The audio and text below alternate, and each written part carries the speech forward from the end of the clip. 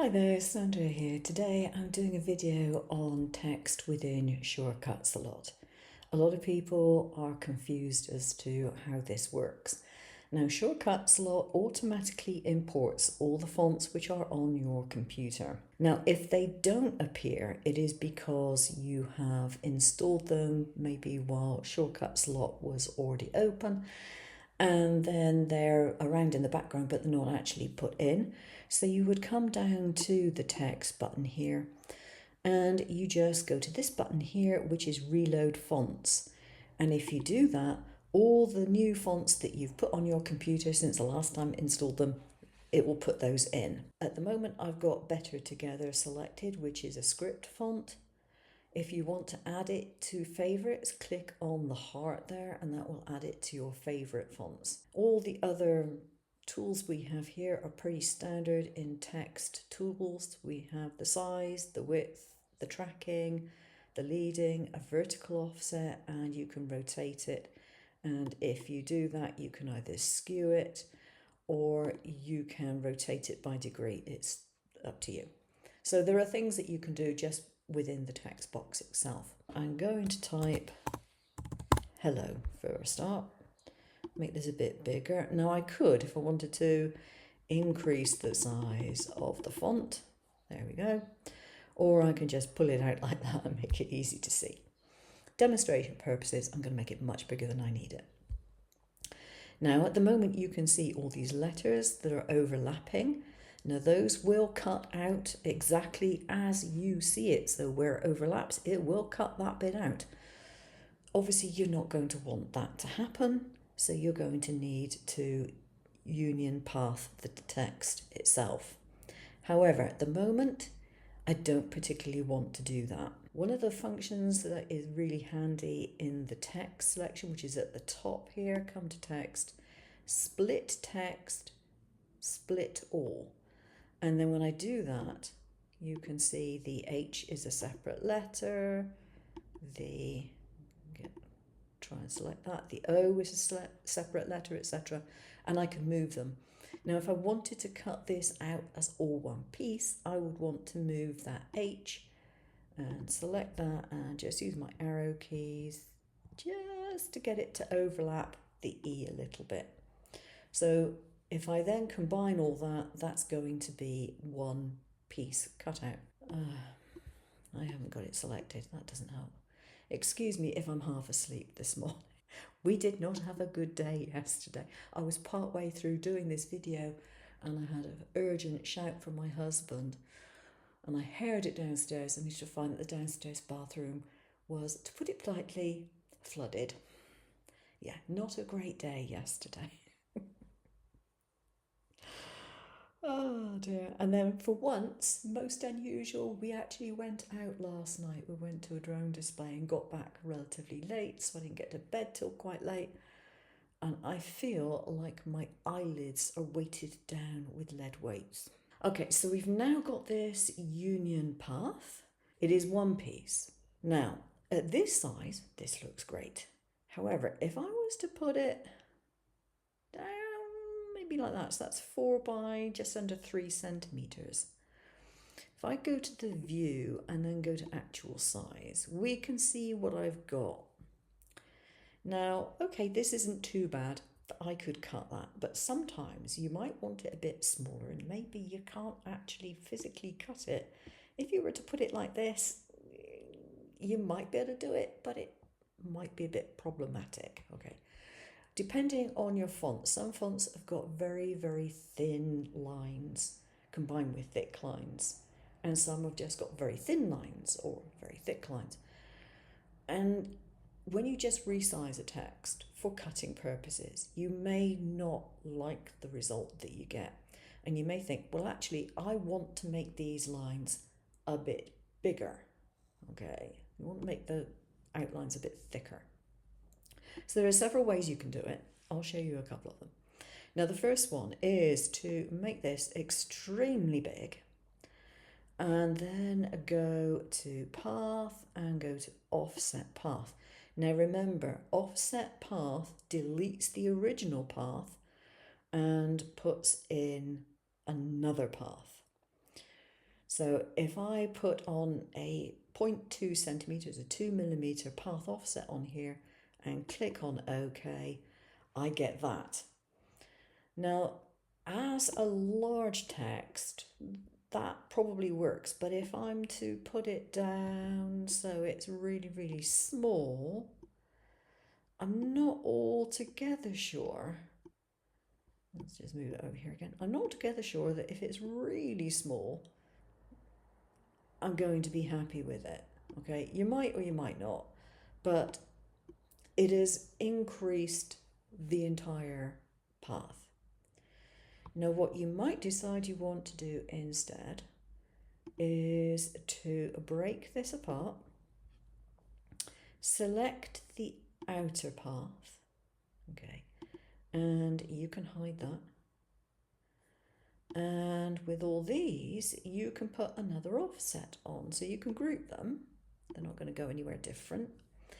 And go to path and put an offset on. And I want those to have an offset of 0.2. Let's see what that does. And now go to object, show all. And you see I've got much bigger loops in here. It looks much more, I think it just probably looks better. And then if I take all of it and I can group it so it doesn't move around, when I make that smaller, you can still see the loops and things. So sometimes that's what you might want to do. Now I'm going to get rid of this one and put in another hello. Just use the same font just for the sake of it. Okay. Now, this one again, I don't have anything welded together. It's all going to cut out individually. But what I can do is go up to the text, split all. I can move my H so that it is just in contact with that. And then I can go to path union again. Okay, so I've now got my union path. But maybe I want to do this by using a shadow layer. Now, a shadow layer is basically going to be an offset, but it's not going to delete the layer which is there. So you go to effects for this one, and then you go for shadow layer down here. All right, let's move this box to one side. Now, we could have a blackout shadow, in which case this is simply going to offset the outside line. It isn't going to offset anything on the inside. And we can choose to have outline only, and I can choose to make that a different color to make it stand out if I want to, so that we can see exactly what we're going to get. So I've now got two lines around here.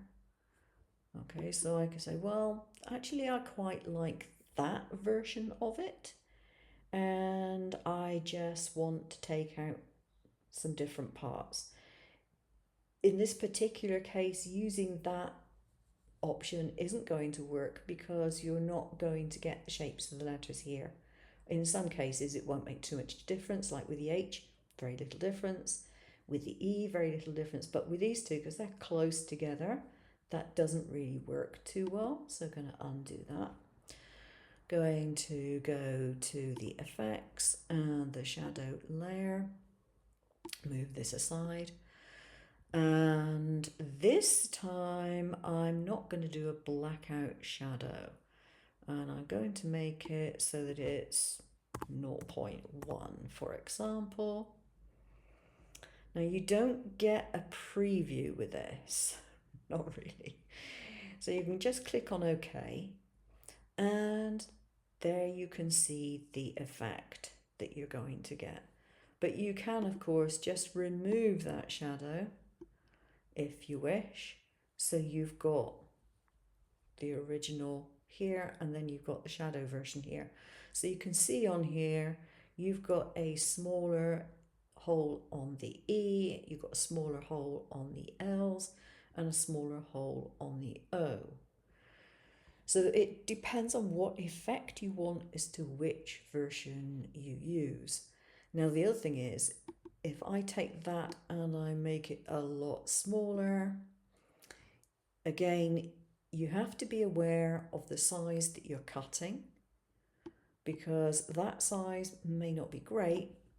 That size is fine. So it depends on the effect that you're after and how big you want your holes to be. But basically you can separate your outside line from your inside line, group the inside lines, and then you can add an offset to those or not as you wish. You can choose to keep them the same and make your outside line bigger, whatever. You have lots of different ways of doing it. Now, the advantage of this is that you can mess around with fonts that you wouldn't otherwise be able to use. So very thin line fonts that you think, yeah, just wouldn't cut out well, but you like the way that they are shaped. You can just make them a little bit thicker and then you can still cut them out. So I have put these on, but I've not put them on in straight line. That adds a bit of interest to it. So the outside of this decorative piece, this is photo paper which I've decorated with ink, and I will probably do a video on that at some point. And then I have gone around the outside edges with a ruler and an alcohol marker, picking out the colour of the card that I used to cut out the sentiment. These little droplets here were made and then stuck on the card. I had them in my stash. What I did was I got a piece of silicone matte. Anything that UV gel does not stick to is okay. And then you brush on some colour onto the mat, and then you put little drops of UV resin in and you set it, and then you peel them off and you find the colour sticks to the back. Now, if you have a certain type of mat, you'll find that underneath where you actually set it, it can often curve up from the material. So that will give you this effect, which is colour goes to the outside edge but stays clear in the middle. I don't know if you can easily see that. And it's a bit more like a water droplet than your average little embellishment would be. If you put it on somewhere that allows it to actually stay flat, then the colour will be all over the back of it. But this is what happens when you put it on something and it literally curves up from the surface. And it's quite a good effect to have. And you can just experiment with putting drops of UV gel on different surfaces and find out which one does what. So I stuck those on, and I'm just using like a silicone glue to do that, because you can't see it, it's transparent, colourless, and it works. So that's how that is done. Number one. And then number two, I have another inked background, but this time I've cut out the sentiment and I've put some little sparkly bits just on the sentiment. So it is very sort of simple, very clean, effective, but it's still a very nice card. And then I have this stuff. This is actually kitchen roll. I quite often do this technique with embroidery backing, but since not everyone has embroidery backing, I've got kitchen roll here. And what I do is I put loads of different ink splotches on a non-absorbent surface, and I generally use a piece of plastic for that, a piece of acetate or something. And then I mix it up, and I use some glycerin quite often to do that. Or I use more alcohol. But basically I just make a complete mess, and then I wipe it up with a piece of either embroidery backing, or in this case tissue from the kitchen. And I've also put on there a little bit of gold iridescent powder. Now, because I've done that, what I needed to do with this one was to soak it with some dilute PVA glue, because that will make the powder stick onto the paper, whereas if you don't have any kind of adhesive in it at all, then it will just rub off. This won't rub off because it has the adhesive. Just screw it up and mop up the colour, and you end up with some really, really nice effects. Now this, you notice I might have cut the sheet in half. What I've done with these two cards is I have torn it into little bits. This one is kind of more organic, very few straight edges on here. And I've put a black sentiment on, okay? And this one has got more straight edges and I've put a green sentiment on. Now the thing with the sentiment, if you cut out a sentiment in either a white card or a grey card or whatever, you can then use an alcohol marker to make it any colour you want.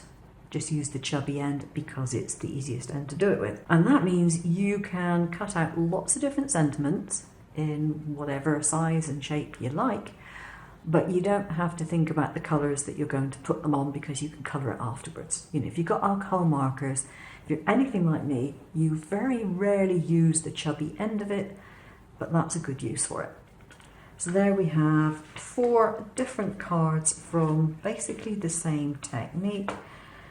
With these, I've just put some little metallic type gems on. With these, I've gone for little blue pearly ones, just as something different. This looks slightly more organic. It's more like a natural pearl, if you like, than something that looks more metallic like this one does.